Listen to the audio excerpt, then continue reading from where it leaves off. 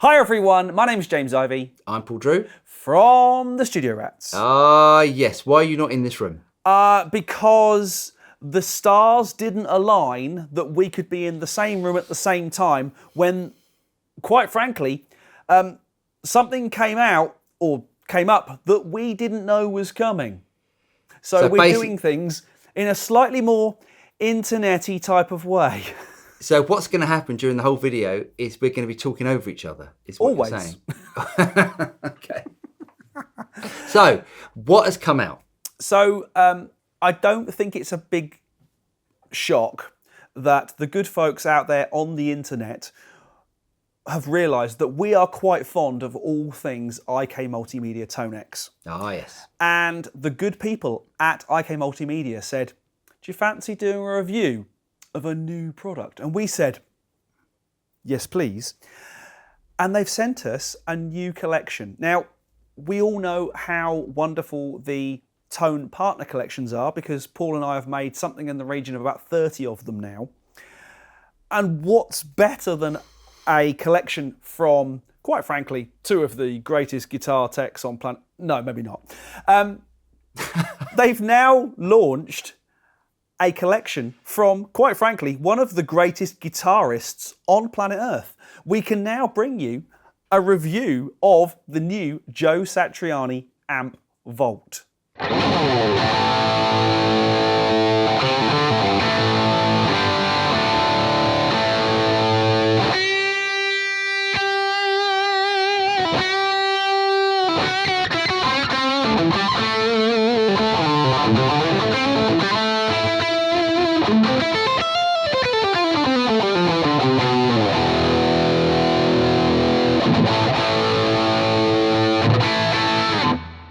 So IK Multimedia and Joe Satriani have come up with this and they've captured, is it 59 amps? It's 59 tone models, right? 27 amps from Joe's, well, quite eclectic collection.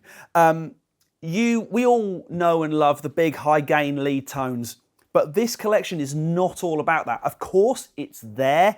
There's all the high gain loveliness you'd expect from Joe's signature amps and various amps and things that he's collected over the years.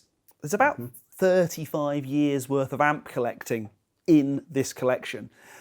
But and not only that, he captured these in Sammy Hagar's studio, so we know they're going to sound absolutely awesome. Red Rocker Studio, which is Sammy Hagar's place in California, has a beautiful API console and a microphone collection to die for. These are so good. They're so good. I think it's about time we heard one. Okay.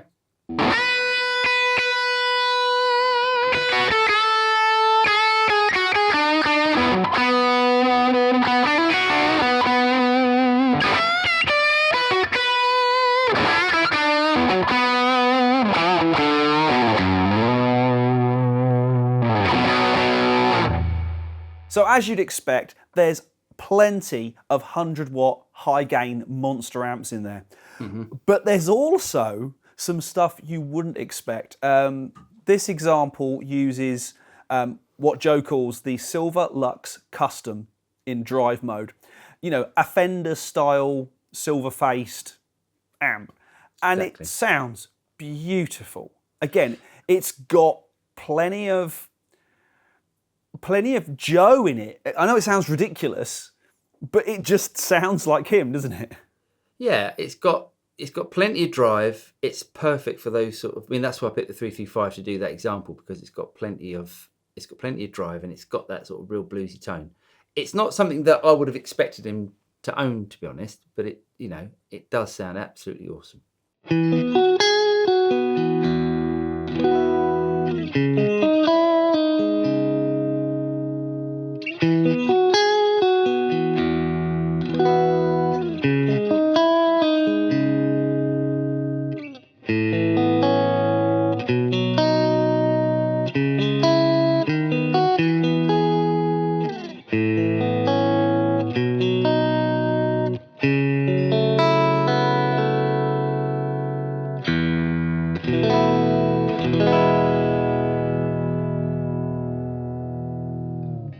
Now, this amp, once upon a time, I owned. I owned one of these, a silver-faced champ, Vibrachamp. Just a stunning amp. I remember, bizarrely, grandparents saying, "Do you have to have it so loud?" And I was like, yes, I've arrived as a rock star. You'd never expect it to be as loud as it is, but it does sound absolutely incredible. But because it's got such a small speaker, it's got a very sort of focused tone about it.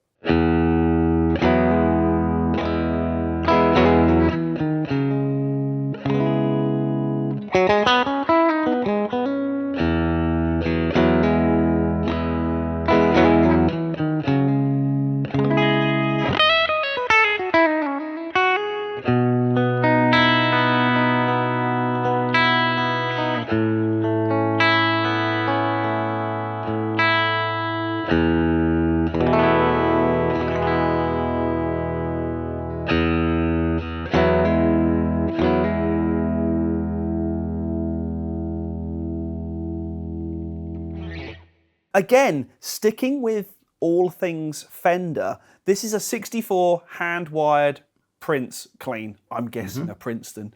Yeah. Just lovely. Again, not sounds that you necessarily associate with Mr. Satriani, No. but what a great noise. Well, he's definitely got a lot of awesome amps in his collection. And yeah, it's a hand-wired version. Some people say they sound better. The funny thing is that, again, Surfing with the Alien was all about lots of gain, big lead lines.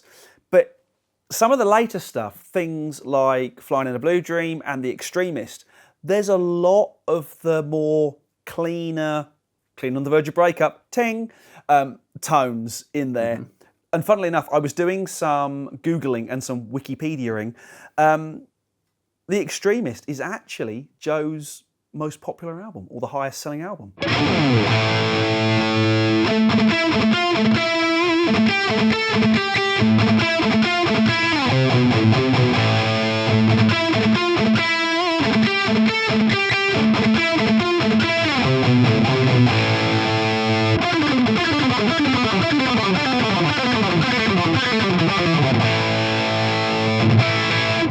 Staying with all things high gain just for a moment, this was one of the first of Satch's Marshall signatures, wasn't it? Yeah, so this was the Joe Satriani Marshall Sig that's been out, I don't know how long it's been out, probably 15, 20 years. So it's a take on a JVM with his sort of mods to it, with his sort of specifications. The thing about these amps are that they sound like Joe Satriani. I wish I could play like Joe Satriani, but they do. But you know that tone that he gets? It's like a really sort of mid-focused sort of tone.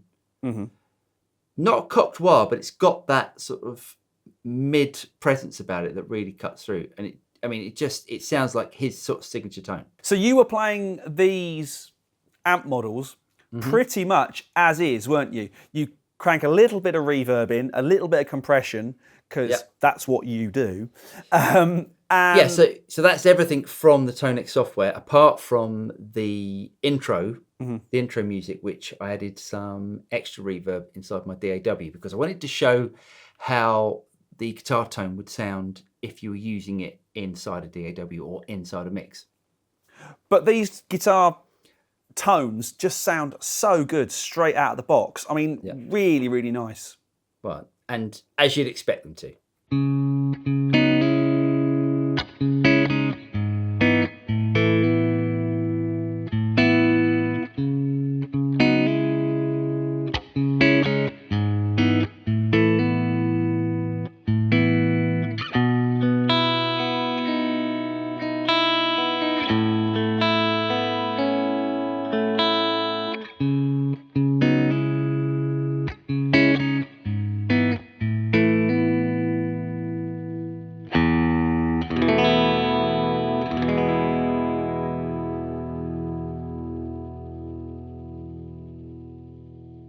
I think it's fair to say, Paul, that you've gone with what you know with the amps you've chosen.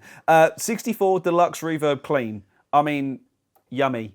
So yes, I'm a little bit of a creature of habit, but I was going through all the different tones And on the clean sounds, I was definitely picking the Fender tones as the ones that I found inspiring. So yeah, there are plenty of other clean amps in there, but I was really sort of focusing on my preference, I guess.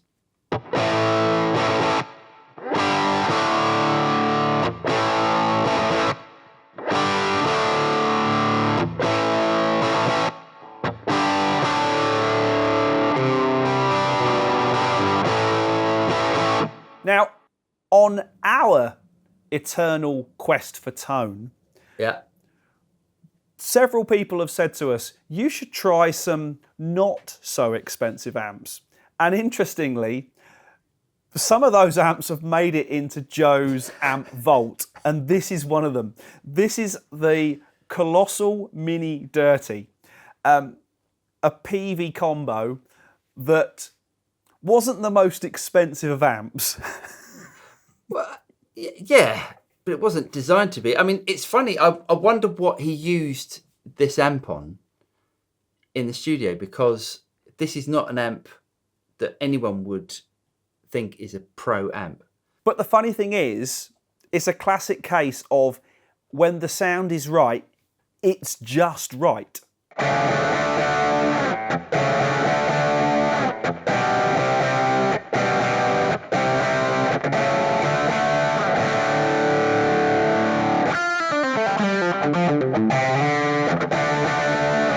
Another one of those slightly more interesting amps to make it into the Amp Vault is the Brian May Vox. Now, this is based on a Vox VBM Mini, which I think came out early 2000s. Again, not a particularly high-end amp, should we say, but it has a tone. Yeah, it definitely has a tone. I mean, these are retailing for about 150 quid, something like that. But again, as you say, it is a case of, some people back in the day, they were using those little, do you remember those little tiny Marshall stacks you could buy? Yep, I had one. Yeah. And, even they have appeared on tracks, as well as pig noses, that sort of stuff. So, yeah, these budget amps definitely have a place.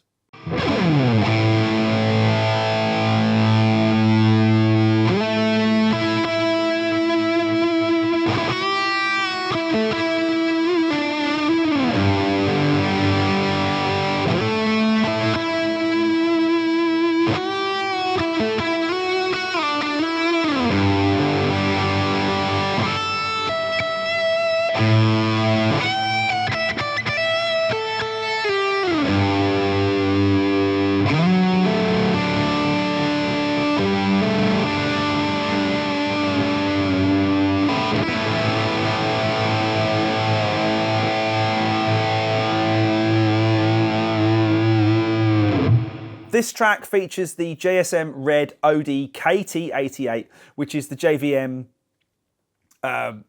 signature Satriani amp. Mm-hmm. But I think you've also embraced a bit of Vi in there as well, haven't you? Well, butchered a bit of Vi, I guess.